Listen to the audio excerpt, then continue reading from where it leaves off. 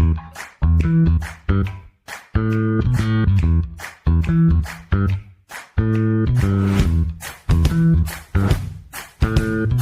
listening to the Common Fan Podcast, a Husker football podcast for the common fan, by the common fan.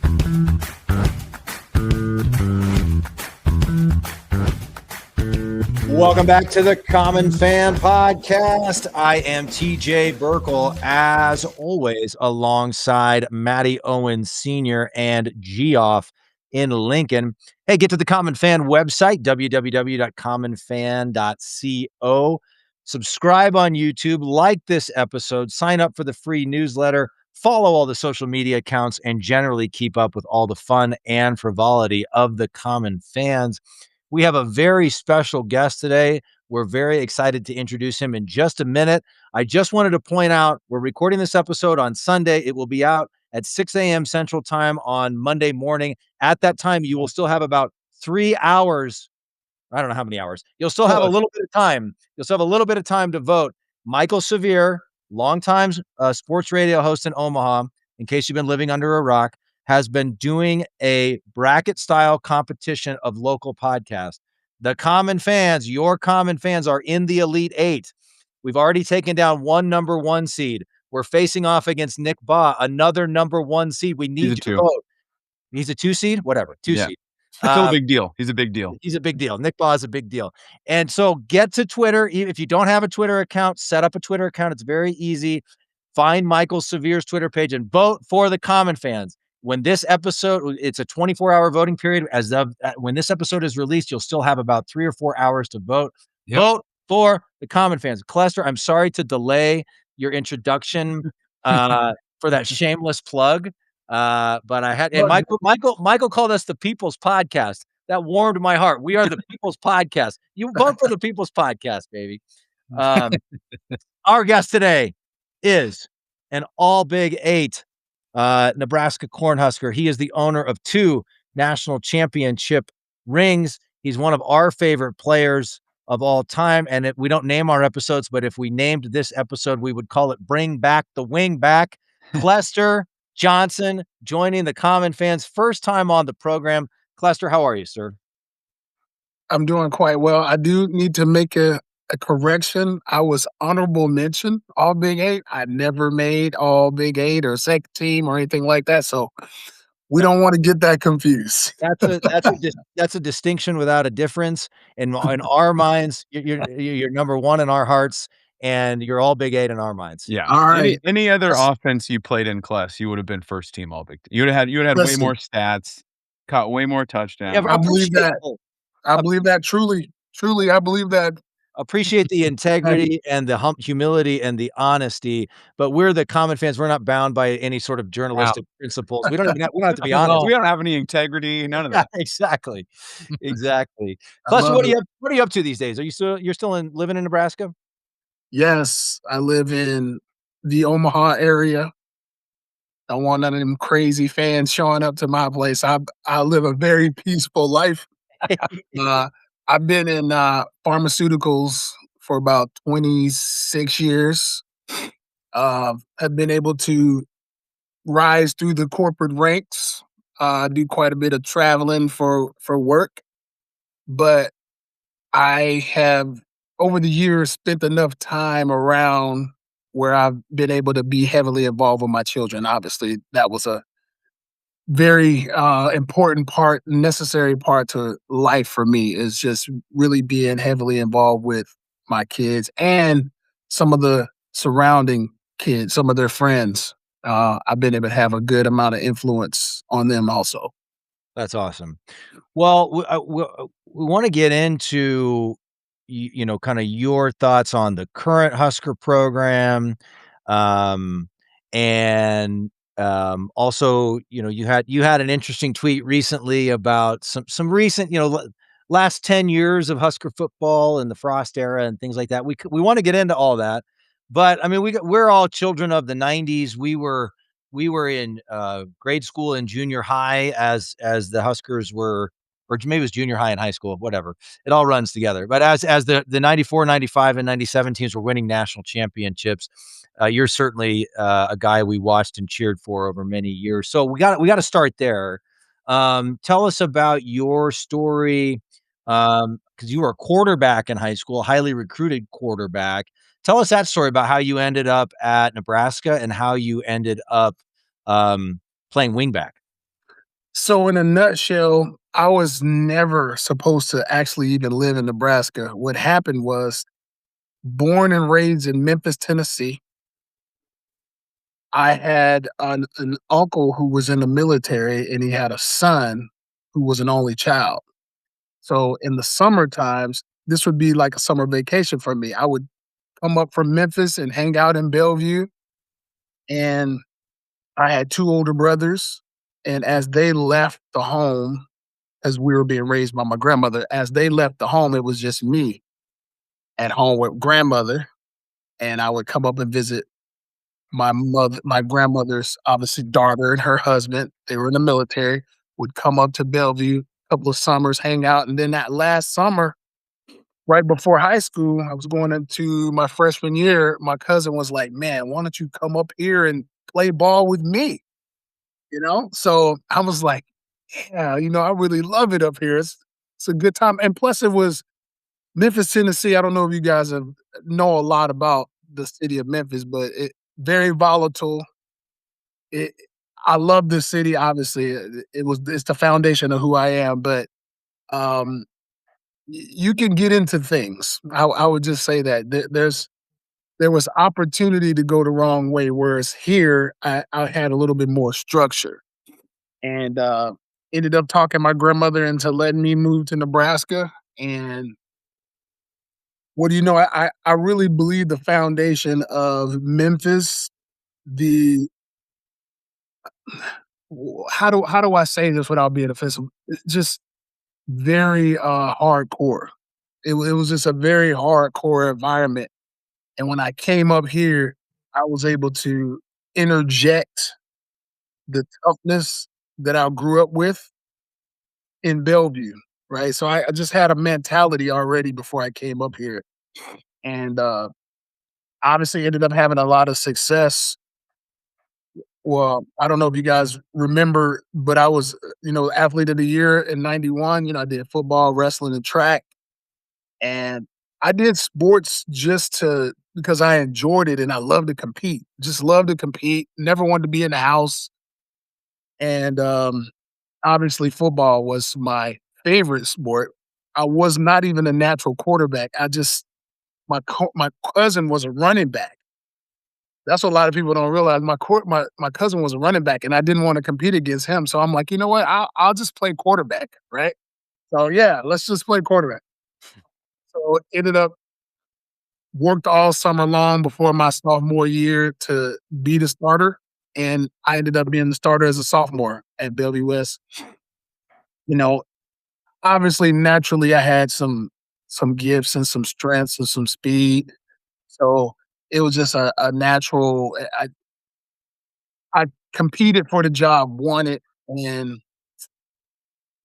you know, it turned into getting an athletic scholarship to Nebraska. Believe me, it was when it all happened, it was it's surreal. The word I was looking for. Surreal. Yeah. Also, that all this stuff was happening to me, um, and had a lot of scholarship offers to quite a few of the teams in the Big Eight. I look back on it. The crazy thing is, I had an offer from Indiana. It looks better now than it did then. Yeah. Yeah, yeah. Listen, I wouldn't have told anybody that until today. Now you're walking around. Now you're walking around. Yeah. Indiana recruited me. That's right. Yeah. Indiana wanted me. That's awesome. So, but back when we were coming out of high school, there was no choice. I don't care what you guys think. There was really no choice to go to another school at Right. that time with that all that coaching staff. They just wasn't letting good players out of the state. The pressure was on. Yeah. And we could talk about that too, but I couldn't even think about going to another school back then. Right. Clester, speaking of coaching staff, like if you did any research about our pod before you agreed to come on, you've probably seen that we've done some almost series types episodes of different coaching eras. And we did one that was just dedicated to strictly Tom Osborne. And you had the pleasure of getting to play for him. Usually when we have guests on like this, they always have some sort of story or something that kind of jumped out to them about TO, whether it was during the season or being recruited. Is there anything about Tom Osborne story-wise when you played or on the recruiting trail that you would want to share with us that you thought was pretty cool or Yeah. remarkable? 3 things that stood out, and I'll try to be quick, run through this because I know you guys probably have a lot of different questions you want to ask, but 3 questions. One thing, Coach Osborne always remembers everybody. He just has this uncanny ability to, I don't care if you're on scout team or first team, whatever. He just knows you. When you walk into his presence, he'll just naturally be like, "Hey, Clester, how you doing? How the kids? And I saw your son." I mean, it's just like this dude knows probably thousands of players, and he just knows you. And that's just I always found that fascinating that he had the ability to do that. The other thing that he did is, you probably heard about his dry sense of humor. He always had a good dry sense of humor and could make you laugh without laughing, which makes you laugh in itself. Calling people by their nicknames, and I just remember him calling guys by their nicknames. That was a kind of a funny thing to see this well-revered coach calling a guy lumpy, or we had a friend of mine, there's another friend, Dwayne Wiles, who's on the team, and he used to moonlight on the radio station on the weekends, and his radio name was Gangsta Wayne, and he would come into the stadium and Coach Osborne would be like, "Hey, gangster, how you doing?" so, so it's funny to just kind of see him say that kind of stuff to people. That's awesome. And then last but not least, his prophecies and things that he was able to be wise on that would just make you go, "Man, that's just fascinating that he could do that." Like he could foresee certain things happening. Obviously, having a ton of experience, you're able to kind of play out different scenarios on what you think is going to happen and what you think is going to work. And not only did he do that for football, but he did that in life. And he probably had one of the most incredible speeches that actually turned my career around at Nebraska. He had a speech, because what you guys don't understand is there is a certain pressure on me being a Nebraska kid, being athlete of the year, being in the paper. You go down to Nebraska, and if you don't play right away, people are just going, "Oh, is he a bust, or was he really not that good?" And as a competitor, it's just like it eats you alive that things are not working out for you like you thought. I'm thinking I'm going down there to be the quarterback for the Huskers. And then I moved to DB during the springtime, and I felt that just naturally wasn't a good fit for me.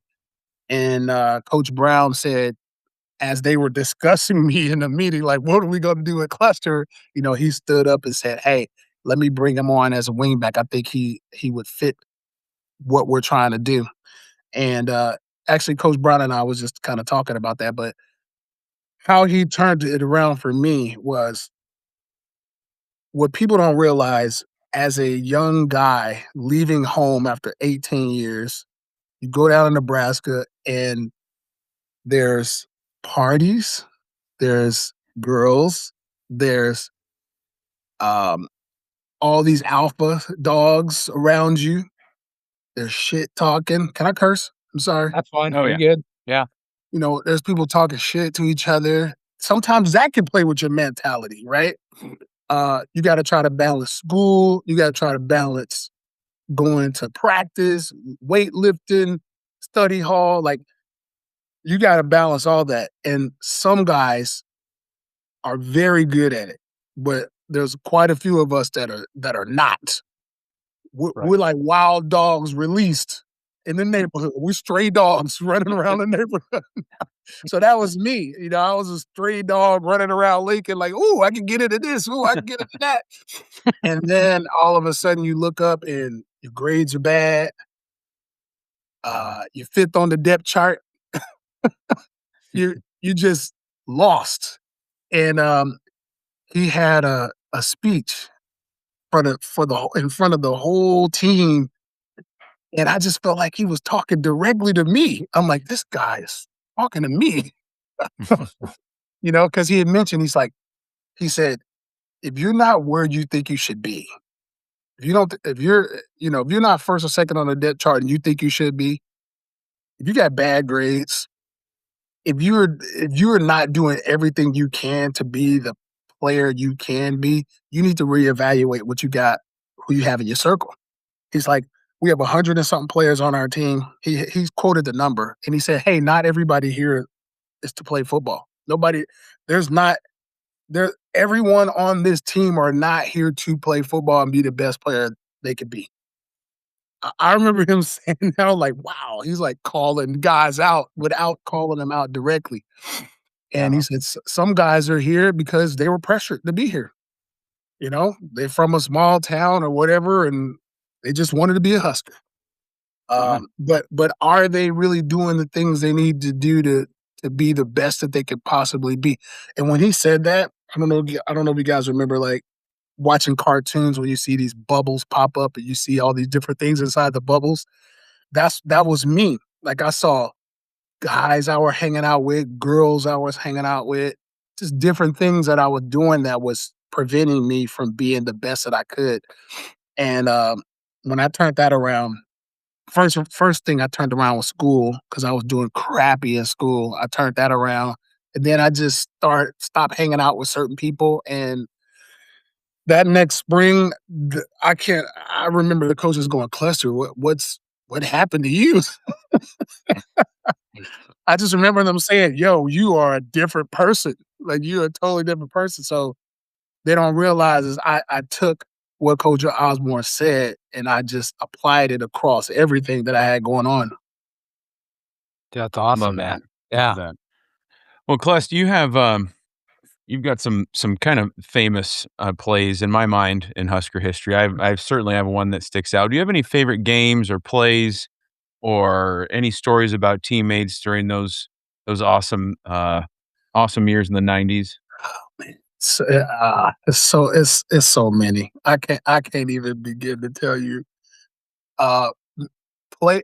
So people probably remember me most from the Colorado play. That's what I always think of. Yeah. The hostile environment. And the thing that I remember most about our team is we were very comfortable on the road. It was just something about on the road. We wanted to go in and shut the crowd up and just dominate them, right? And just walk away going, we're going to win. It's just about how much we're going to win. And we didn't mind being in a tough game because we knew we put in the work and we knew what the outcome was going to be. We knew we were going to wear them down. We knew that we were more physical. We knew that we were just more talented.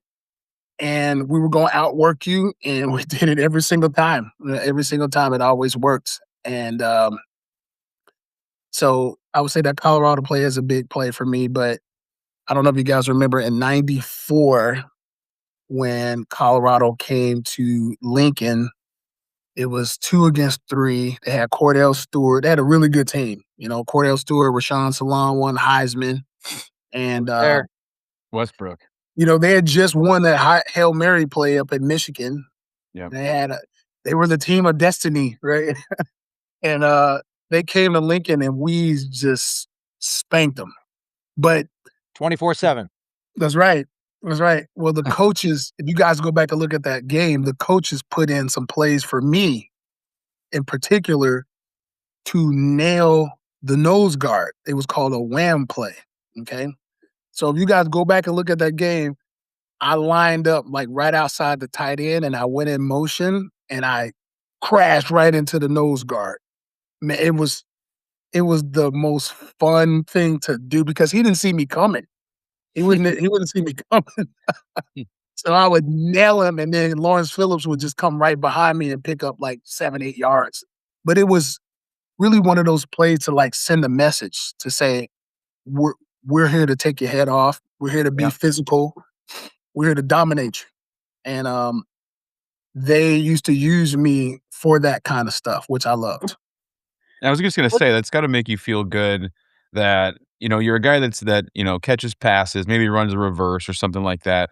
But then your coaches are confident enough in you to say, hey, Cless, we're going to have you like go in motion and hit the nose guard. Like punch somebody in the mouth. There's not that many guys in any era of college football that are able to do that, first of all. But then to have your coaches like ask you to do that, that's got to be pretty cool. Yeah, I mean, again, that was just a part of who we were as receivers at the time because, like you said, we didn't get as many passes. So Coach Brown and Coach Osborne were always trying to find creative ways to make us have an outcome or a part of the game that's important. And blocking on the perimeter, blocking downfield, being very physical was a big deal because when it was time to run a pass, a lot of times I felt we were a step or two faster. If you're wearing guys' leg out, so they took out the cut block, right? So we used to always cut block all the time. And if you're worried about that all the time, sometimes you forget about us running pass plays. And we used to, one of the things Coach Brown and I talked about was, you guys go back and look at those times, we used to throw for quite a few touchdowns. I mean, we didn't throw the ball a lot, but we had years where we would have 24 touchdowns, 43 touchdowns, 18 touchdowns. Did a lot of play action, obviously. And then on top of it, just wearing guys out. And they couldn't cover us. Yeah. I love that. You're so right, Matteo. Like how many times is a wide receiver being asked to take the nose guard's head off? I love that. Long, and that's long for those days. Yeah, Yeah. Clester's right though. That's just that era of Husker football. Like those That's guys exactly would do right. anything it took to win. And Yeah.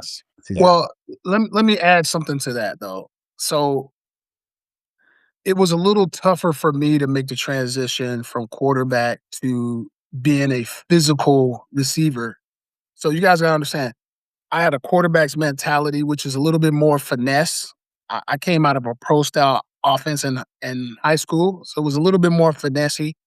When you get to Nebraska, not only the quarterbacks are physical. I mean, look how Tommy Frazier ran. Look how Scott Frost ran. Look how even Brooke Behringer. I mean, those guys, they ran hard and they delivered blows to guys. It's very rare that they took a blow. But for me, what happened was another thing that really kind of turned my career around at Nebraska was back in '92, we played Kansas State in Japan. I don't know if you guys remember that. Yep. So I had just transitioned from DB to wingback. And heading to Japan, they took the top 4 positions. So I'm like, yeah, going to Japan. And as I'm looking at the list of attendees to go to Japan, my name wasn't on there. And I'm like, what? They took 2 walk-ons over me. Oof. 2 walk-ons. No. David Sizes was one, and yeah. Brett Hopperwell, right? Some names from the past, right? Yeah. Some of my wingback brothers from the past. They took those 2 guys because Coach Brown felt like I wasn't ready. And you don't know the plays very well. You don't run hard. You're not as physical as I need you to be. So that was the first thing. And then the second thing was a lot of times we do 1-on-1s or 2-on-2 in practice. And some guys understand, hey, listen, I got to make an impression. In my mind, I'm going, oh, my friends are on defense. I can't hit them like that. For some reason, I was just thinking that way. Well, when you're thinking that way and your friend ain't thinking that way, then he gonna make you look bad. So that happened to me during one spring scrimmage. The receivers, if you're on a perimeter out wide, and they run the option your way, you would have to double read. So a double read is if the corner is attacking, you block him. But if the safety is plugging fast, you come off and you hit him. Well, it was like a cover 9. The corner was bailing out and the safety was coming. And I saw him coming out of the corner of my eye. I'm going, oh, yeah. I'm going to give him a little something and keep him off the play. Well, it was my friend, like Troy Dumas. I don't know if you guys remember Troy Dumas. Oh, yeah. We came in together as freshmen. I'm like, I can't knock him out. So I just kind of gave him a little nudge. Troy swam me, went in there, boom, made the play in the backfield, right? And the next day, Coach Brown ran that play back 15 times. He was like, who is this guy up there? Who is that? And I'm like, you know it's me, you bastard. Oh, He that's just kept running the play back. See, this is what we can't have, guys. I can't play a guy who does this. I mean, how can I trust you if you're doing this in practice? It was like the spotlight was on me and everybody was just looking at me like, So from that day forward, on my mama, TJ, Maddie, and Jeff, on my mama, what I did is I went over to the defense before practice and I told them, I said, I want to let you guys know it's not personal what I'm about to do. That's intense. I love that. It is not personal, it's business. And Love from that point forward, I released hell. That's I awesome. love released it. hell on defense. That's awesome. Love it. Love Yes. that, Clester. I say the same thing to these guys when I mercilessly berate them on the podcast. Oh, sure. Yeah, It's Jeff, not Jeff. personal, guys. Thank you, Jeff. It's Thank just you. business. That's right. It's just business. Well, let's shift gears a little bit, Clester. And we're in the midst of spring ball. I want to get to this year's team and the current era of Nebraska football, but we just can't shake the recent past. Former athletic director Bill Moose is out with a book that has generated a lot of conversation. I presume this is where this came from. I've got to ask you about a tweet. George Reitzer, who's a podcaster on college football and other things, a few weeks ago had a tweet, and I think he was commenting on it. The Oregon Ducks dodged a bullet with Scott Frost. It was a $40 million disaster at Nebraska. And he went on and said a little bit more. You, Clester, commented on that. I'm not trying to get you in trouble. Don't say anything you don't want to say, but you commented on that. This story needs to be studied further in Nebraska. No one has been held accountable or called out for this hire and the players who assisted with it. We know who they are, and we know as players who defended the BS. This put the program even further behind than it already was. There seems to be, we did a series, like Jeff said, 2 summers ago, looking at all the coaching hires post Osborne. So obviously that included Frost. The Frost episode is our most viewed and most downloaded episode ever of any episode we've ever done. There seems to be an unending appetite for people. Can't let this go. I'd love to ask you to expand on what you meant by this tweet.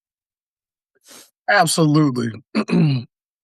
Like I told you, fellas, I at the age of 53, the raw age of 53, I have my brothers in Husker football that I'm super tight with, and I've earned the right to say whatever I need to say and whatever I want to say. Yeah. Let's go. We are grown men. We can tell the truth. Now, by no means are we perfect. Like, no, nobody's perfect, right? We realize that we make mistakes, but we also can own up to our mistakes, and we can discuss where things went wrong, and we can say that maybe we were complicit in what the outcome of things, how it happened, right? So that being said, some of the things that I learned about Scott, I felt the same way about Scott that I think the majority of us who used to play, like, I was excited, right? I was actually excited for Scott to come back. Yeah. After looking at the pedigree of who he was, right? Obviously, a national champion quarterback at Nebraska after coming back from Stanford, which I could care less. Coming out of high school, if that's where you want to go, if you feel like that's the best opportunity for you, go. Like I think that was overblown. I think that was more of a fan thing versus a player thing. I don't know if there's very many players that's going, well, he went to Nebraska, he didn't come here first, right? I don't recall having that discussion with anybody. Not to say that it didn't happen. I was too worried about trying to play and dominate for Nebraska. I could care less about some guy going to Stanford and now he's transferring back. It made sense why he wanted to come back. Like, we were kicking butt and he's from Nebraska, right? So yeah, come on back and enjoy this winning, right? So that being said, Scott played pro ball, national championship quarterback, like I said. Spent some time in Oregon. I want to say he spent some time in northern Iowa. Yep. K-State, wasn't he on K-State staff for a minute or two? I mean, I'm just saying he did the work. Is what I'm saying. Is he did the work, and then he goes to UCSF and kills it. Right? Yeah. Does a good job. So the fact that he's coming back here, I'm going, like he bestows some of that goodness on this program now. Yeah, right? give us some of that. And what I'm learning is maybe he wasn't ready to come back here or didn't want to come back here for fear of what happened, right? What happened, it happened. Right? If you are an alumnus of Nebraska and you don't succeed, and the worst possible thing that could possibly happen, then it's hard to come home. Like now you can't come home. Like, do people see Scott Frost as the national championship quarterback now for Nebraska? No, that ain't the first thing that people think about now. They think about his failures as a head coach. So Right. that's why it's really tough to be put in that position. But there are some things that I learned about Scott and his personality that maybe hurt him or prevented him for succeeding. When you have some serious insecurities about if people like you or if you could trust certain people, if you could trust anybody due to what happened in the past, that can prevent you from being all you can be, right?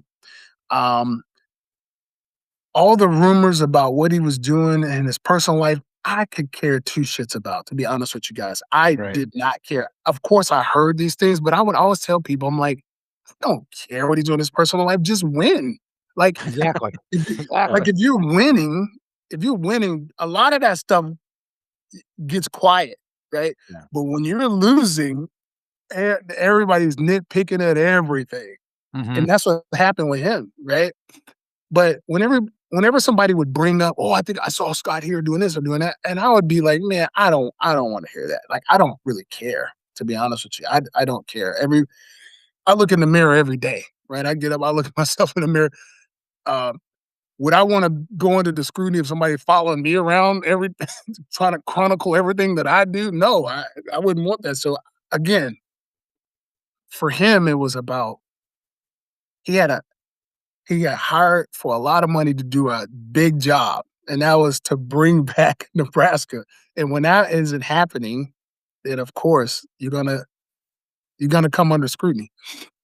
Now there were about 5 former Huskers that I felt I was very disappointed in, because when you would have discussions with them, they would, since they were friends with him, it was like, you just covering for your friend, right? You're just giving excuses for your friend. And that bothers me. That bugs me. It's like, this is not bigger than the program, right? Your friendship is not bigger than the program. It should be about holding your friend accountable and doing his job. That's what it should be about. It shouldn't be about, well, he's my friend, so I can't say nothing bad. One of the obvious people was obviously like Matt Davison, right? Um, I think Matt Davison was under a few regimes down there. He was the voice of the Huskers, doing some commentating stuff. And sometimes guys, I see it and I try my best to never fall into this, is become like too big for who I am as a person. Like, I really try to be down to earth, humble, loving, and cool with all of my Husker brothers, regardless of what position I have within the program, right? And I think sometimes these guys, they get in the program and they get some sort of position and they think that they have to be these gatekeepers versus keeping it real, right? Just, you can keep it real with your guys, right? You don't have to act like, well, now that Coach Pelini is here and Coach Beck is here and these are my buddies. It's almost like these guys, they lose who they are and how they got to where they were. They just kind of lose it. And it's just hard to have respect for those type of people. It's hard to have respect for a person who can see things that are going sideways and won't acknowledge it, won't talk about it, and will just stay there. Well, hey, I'm getting paid. I'm close with him. Like, I get tickets. I can do this. I can do that. Yeah. Won't say nothing. So that's what bothers me. But Jack Stark, who was our team psychologist during the time where we play Husker football, he was a guy that we can go to. We're having problems or issues. When he saw stuff going bad, he saw stuff going south, he says, you know what? I'm out, right? I can see where this thing is going. I can't be a part of it, right? And I just feel like some guys needed to have some of that in them, but I don't know. That's just me. That's interesting. So if I'm characterizing Valid your position right, it's basically Frost had a lot of success. He earned it as a coach. You and a lot of other players were excited when he got hired, but as it unfolded and wasn't going well, nothing should take precedence over the standard. Nothing should take Absolutely. precedence over the program, right? And Absolutely. getting back to, because I think a lot of fans still believe our rightful place is one of the best college football programs in the country, being competitive, being in the national conversation, being in the top 25, all those things. And you felt like maybe it was became a cult of personality or a devotion to a personality over the program almost. Yeah. You had Jason Peter there, you had Jay Foreman there, you had guys within the program, trying to be consultants. Is like, yo, what's going on here, right? But again, if you get a position, you start gatekeeping. I'm important, right? I'm important to the program because here I'm doing this and I'm doing that, and it's like, come on, man, just be honest, right? Yeah. Shit is going bad, and it's okay to say it. Things are going bad. This is not what we thought was going to happen. You could probably see certain things going on, and you just won't call it out, right? Because you're giving a spot. But when it all hits the fan, now people are looking at you like, yo, you were there. What happened? Like, I just want to know what happened. Like, because you're in the inside, right? You're in there. Like, what do you see happen? So that's what bothers me. It's like, that guy's there, that guy's there, that guy's there, that guy's there. Like, you play on championship teams. Like, what happens? Like, talk to the fans. Tell, hey, listen, I'm gonna tell you what happened. Like, I know why guys won't do it, but when you don't do it, then you look bad. That's all I'm saying. I really appreciate you saying that. I think this is an ongoing theme among the fan base, and it's why we did our series a year and a half ago. We looked at every coach post Osborne and kind of the hires and the misfires and all those things. But and we see it with athletic directors coming and going, and Moose's book. We've talked since Moose's book came out. It's so dysfunctional still in the administrative apparatus. Yeah. And I think there's a feeling among fans that people know the story. Some people know the story, but we invest so much time and money as fans, and we're so devoted, and we want this thing to get humming again. But then it feels like Sipple came out again. I hate to keep throwing Sipple under the bus. Sipple came out and says He can handle it. he says Frost called him about canceling the Oklahoma game and asked Sipple to cover for him on that. And Sipple, I think, to his credit, said no and said he thought it was a bad idea. But at the same time, I think fans hear that and they say, why are we hearing this 5 years after it happened? Correct. Yeah. Yep. Right? Why are you as a reporter? And again, I get it. I'm trying to be objective. I'm trying to give the benefit of the doubt. As a reporter, you have to have sources, and you want these guys to keep calling you, and you can't share everything they tell you. That's how reporters do this. If you want to keep sources, I get it. True. But fans feel like, why is that story coming out 5 years after the fact? That Frost is trying that's a terrible look that he tried to get out of that game in 2021. That's a terrible look. It's inexcusable. And I think fans just continue to feel like we want to be in on the joke. We want to be part of this. We've always been part of it, right? Yeah. I've made this point before. It's the players thing and the coaches thing, but it's the fans thing. As we're here. And we're going to be here for the next coach and the next AD and the next coach and the next AD after that. We'll always be here. Yeah. And it continues to feel like there's this cabal of people in the know, and we find out 5 years after the fact. Yeah. I'm going to come back to that because that was very interesting, very well put. Love what you said there. I want to bring up Steve Peterson, right? You guys remember Steve Peterson? Oh, yeah. We know Yeah, Steve. we do. Wouldn't you want to interview Steve Peterson and ask him a bunch of different questions? What were you thinking here? How did things go left here? Why did you and Coach Osborne have a riff?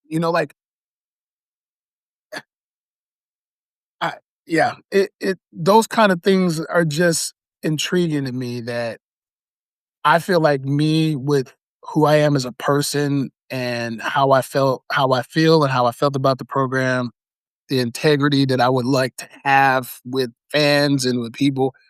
I would just, one of the things that Coach Brown, I just had a good conversation with Coach Brown, and by no means do I want to talk about anything personal that we said, but the main thing from that conversation was this. As a guy my age now of 53, you don't get to where I am having thin skin, right? You can't have thin skin. I think people will respect the fact that you can just be honest. They'll respect. They may be upset, but they can respect the fact that you came out. Like, you could come to me and you could say certain things. Hey, Clester, hey, this is what I was thinking at the time. This is why this happened. And, I was stuck between a rock and a hard place on trying to,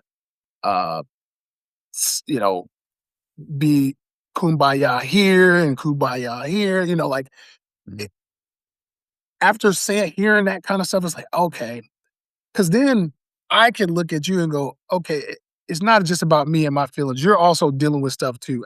I get it. Now that I know that, I'm definitely more understanding about what you went through, right? And that's the thing. I think that some of those guys could be like, I think there's a way you could deliver the message without throwing people under the bus. Yeah.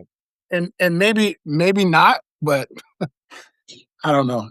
I think you can. Assume most players, have sort of a devotion to the team for forevermore after you're done playing, after your playing days are over.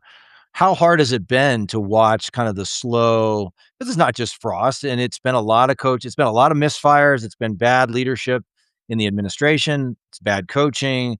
How hard has that been to watch post Osborne? Let's give Solich some credit, maybe post Solich. Again, we did this whole series, some good with Solich, some good with Pelini. You could pull some good out of every stint, but ultimately, we're now trying to claw our way back, even to being a top 25 program. How hard has that been to watch since you left? it makes you appreciate Coach Riley. Oh, wow. All right. Wow, I didn't expect that. Curveball. Curveball.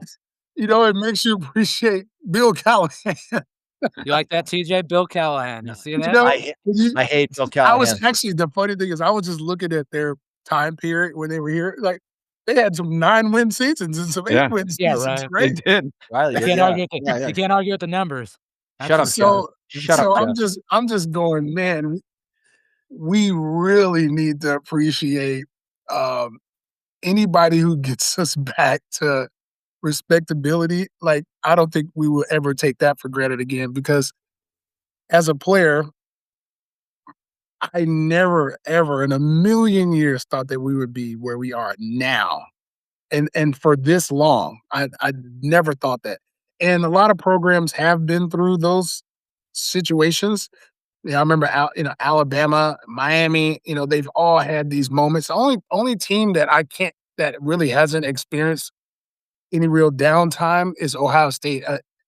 Even Michigan's been down some, but Ohio State has pretty much been like pretty stable, even since when I was playing. Right, they've still been pretty good over the years, but I did not see us going through this long of a period not being relevant, not being in contention, not even being in contention for conference championships. Right, we haven't really, to be honest with you, haven't been a real serious, like we're picked to win. Like, we've gotten there. I think we've gotten there under Pelini a few times, but God, it got crushed.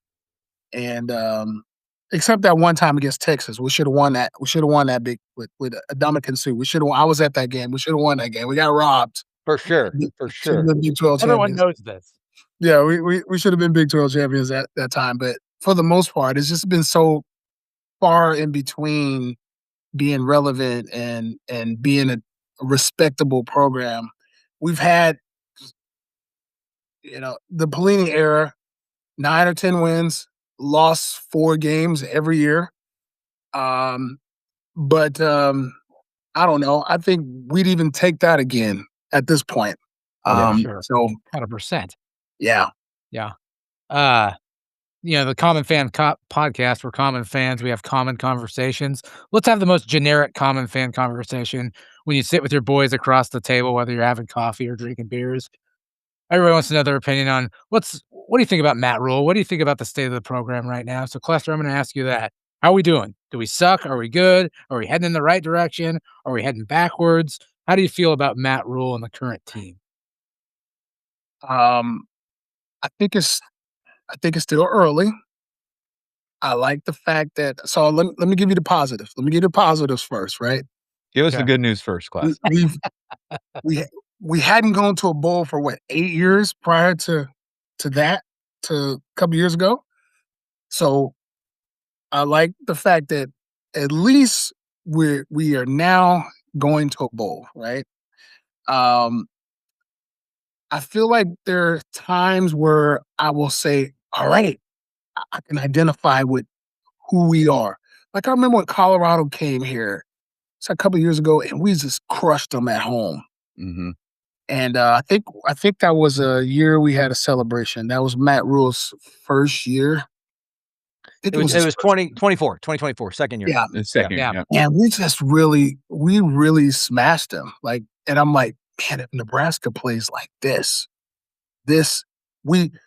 I'm not saying we will win every game, but we could be in every game. And it was particularly that first half. I know the first half we really played as the best Husker football I've seen us play in a long time. 100%. I feel that Matt Rhule, or what I see with Matt Rhule, is he tries to be transparent and he tries to be honest, but after a while, it just starts to sound like almost used car salesman like. It starts to feel that way, right? It starts to, and I hate to put that on him because, again, it's still early. He's going into year 3 now, right? If I'm not mistaken. Year 4.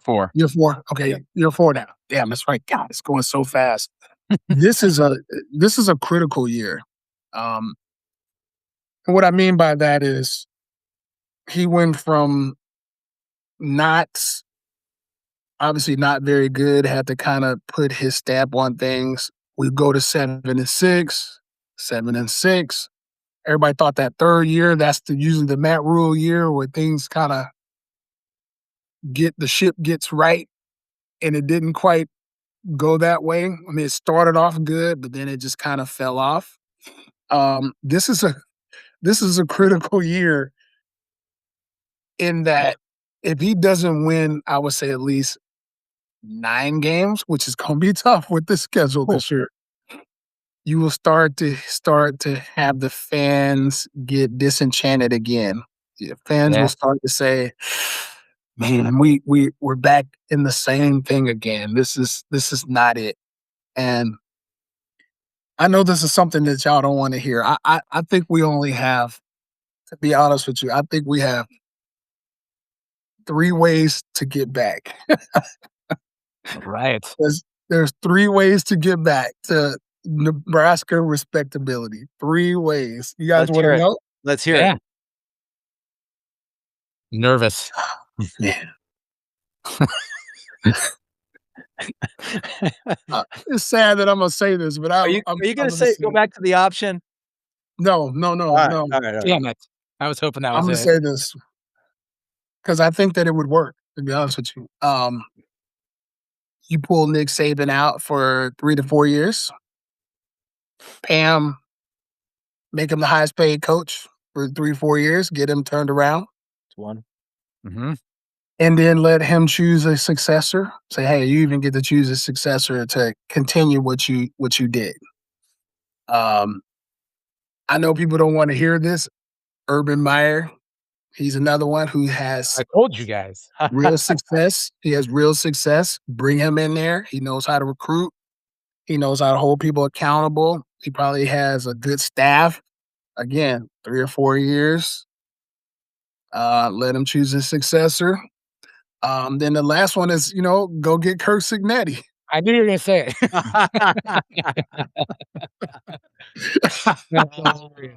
So the moral of the story is, I believe that we need someone who has had success, knows how to recruit, Proven. proven. Now, that's one way. Obviously, that's one way. The other way is, you just got to do your research. I mean, Indiana did their research. They had a guy who was just right there. He already had the blueprint. They just had to believe in him, right? Yep. Mm-hmm. There are other coaches out there like that they've built programs and they've done really well. They just haven't had their opportunity to do it on a bigger scale. I think there are guys out there. And one of them, my son Keegan, just played for at New Mexico. Coach Jason Eck. He was at South Dakota State, OC, went to Idaho. Idaho was a crap program. He won 10 games there 3 years. Took them to the playoffs. They never had no success. Took them to the playoffs. They won in the playoffs. They didn't win it all, but they were winning. He got hired away to New Mexico. New Mexico's been like crappy. And his first year in New Mexico, he'd go 9-4 at New Mexico and beat some really good teams. Yeah. They smashed UCLA this year, 35-10. Mm-hmm. New Mexico did.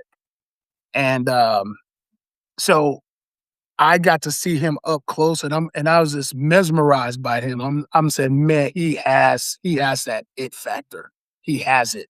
He just hasn't gotten a shot yet to do it on a bigger scale. And he played at Wisconsin. He was a lineman at Wisconsin. That's where he played his college football. And a lot of people think that in a few years that Wisconsin is going to try to get him. Because I'm going to tell you, wherever he goes, he's going to have success because he has a good staff and he has a great connection to the players, and they got a great offense, a great defense. His son was the player of the year in the Mountain West on defense. He was a defensive player of the year. So, yeah. This year is critical, and believe me, I want Coach Rhule to be successful. I was gonna say, I presume what this is after Coach Rhule has been successful, right? I want Coach Rhule. Listen, I want Coach Rhule to be successful because it's like he's starting over again, right? Right. Nobody wants that. Yeah. And we don't want that. We want him to win. I want him to win at least 8, 9 games this year, at least 8 or 9 games. Because then that kind of gives you hope.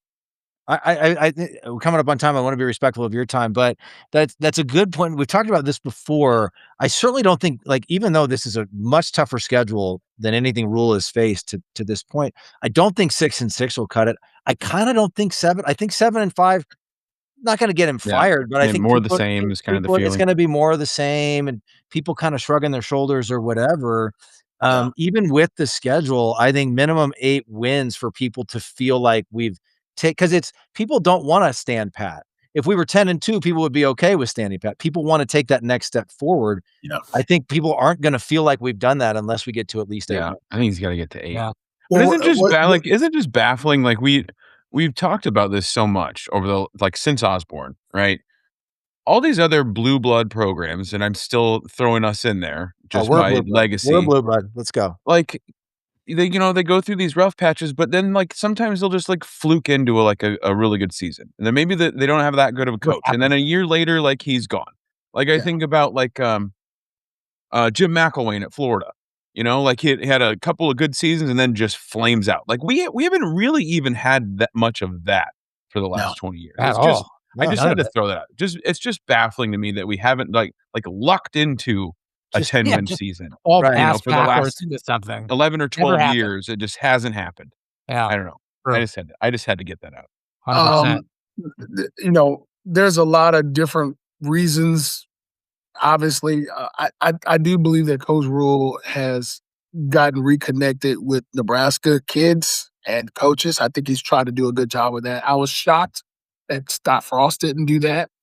He wasn't well connected at all with the Metro and just across the state. He was just very much very standoffish. And I was told by that, even with coaches that coached down there, that he was very standoffish, didn't return messages very often, even with players that he played with. I knew some of my friends that played with Scott, because contrary to what you guys understand is I wasn't that close with Scott at all. I mean, I really didn't know him. We were there 1 year together. I was on first team offense going against scout team defense. He was on scout team offense going against first team defense. And I didn't care about what some transfer was doing. Honestly, I didn't. At that time, I had been there for 5 years. I had my group of friends. I had people that I hung out with, and he just wasn't one of them. He was just not someone that I really talked to. Not to say I didn't respect him, but I just didn't have that sort of brotherhood connection with him. So when he was recruiting my son, Keegan, I just didn't feel I didn't feel that sort of connection with Scott Frost. That's totally fair. Yeah, we gotta get back to that too. But you brought it up, Clester. We're gonna have to do a part 2. The Metro. There's a lot of stuff we haven't covered. Hey, we'd love to have you back on anytime. Absolutely. One thing we talked about it before we hit record. Probably the most important thing, minor connection here. Clester, you coached as a young man. You coached Matty Owens Sr. in YMCA Spirit basketball. Didn't seem to have much of a recollection of it. Matt remembers you coaching him. You didn't remember him as a player. I don't know what that says about Mattio's talent on the hardwood. Well, you know what? There wasn't much of it, TJ, but I worked hard. I could hit a 3 once in a while. Clester did let me name an inbounds play. I named it after late comedian Red Fox. So we had an inbounds play, Red Fox. That's the only thing I really remember about Clester, is that ringing any bells or still nothing? Still nothing. It doesn't. But that's not on Matt. That's more on me. That's me getting old. Not being able to remember. Hey, he's 53 now. Give him a break. That's right. All right. Well, Clester, we're going to give you the rest of your day back. But will you come on with the Common Fans again? Maybe sometime before. Absolutely. There's I can think of a ton of other things that we didn't cover, but that's okay. I think you guys would be very intrigued about some of the other things that happened during the years. So yeah. Let's do. Well, now we have to do part 2. We're kind of self-appointed like we like doing some deep dives into various parts of Husker history. So we would love to go through some of that with you. We'll run it back. Run it back. For sure. Let's do it. All right. Well, officially now a friend of the program, Clester Johnson, Husker legend, all Big 8 wingback. All right. I don't care. Not honorable what we're calling mention. All conference wingback. Clester, thanks for joining us. Yes, sir. Thanks for having me. Absolutely. Go Big Red basketball today. Go Big Red basketball. That's right. Once this episode is out, we'll know whether or not we beat Iowa, but we were recording before that game, so hopefully they can get it done. There you go. Hey, Common fans, be kind to each other. We'll be back at you soon. In the meantime, as always, GBR for life. Holy moly! Man, woman, and child did that. Put them in the aisles. And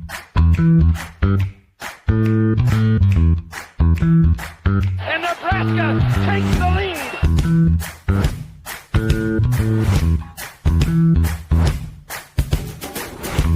And the national championship is Nebraska.